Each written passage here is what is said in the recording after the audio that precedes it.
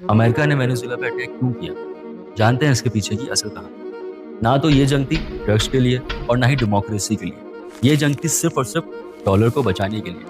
आखिर अमेरिका ने वेनेजुएला पे अटैक किया ही क्यों? जवाब मिसाइल्स में नहीं, जवाब करेंसी में छुपा है। वेनेजुएला के पास दुनिया का सबसे बड़ा ऑयल रिजर्व है, 303 बिलियन बैरल्स। जी हाँ, सऊदी अरेबिया से भी ज्यादा। लेकिन मसला ऑयल नहीं था। मसला ये था कि वेनेजुएला ने ऑयल डॉलर्स में बेचना बंद कर दिया था। ये सब कुछ पेट्रो डॉलर से लिंक था। 1974 में सऊदी अरेबिया और अमेरिका का एक सीक्रेट डील हुआ कि ऑयल सिर्फ और सिर्फ डॉलर में बिकेगा। इस डील ने डॉलर को दुनिया का बादशाह बना दिया। मादुरो ने कहा, बस अब डॉलर नहीं, जुआन, यूरो, रूबल सब चलेगा लेकिन डॉलर नहीं। वेनेजुएला ब्रिक्स की तरफ चला गया। ये ब्रिक्स लॉबी बहुत तेजी से डॉलर को खत्म या रिप्लेस करने के लिए काम कर रही थी। और ये पहला केस नहीं था।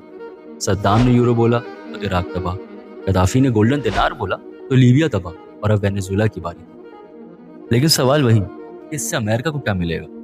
ऑयल फिर से डॉलर में बिकना शुरू हो जाएगा। यूएस कंपनीज यूएस के पास वापस आ जाएंगी।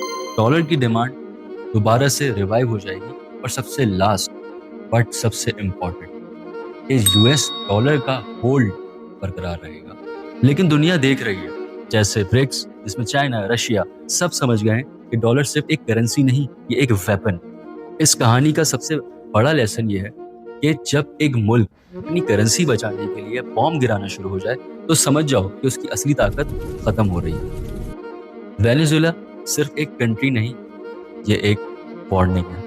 ये वेनेजुएला, इराक, लीबिया, ये सारे वाकयात सिर्फ वाकयात नहीं है, बल्कि यूएस का ओपन चैलेंज है पूरी दुनिया को कि वो अपनी करेंसी बचाने के लिए किसी भी हद तक जा सकते। लेकिन सवाल असल ये है, क्या दूसरे मुल्क ये सब देख के खामोश बैठे रहेंगे? I don't think so.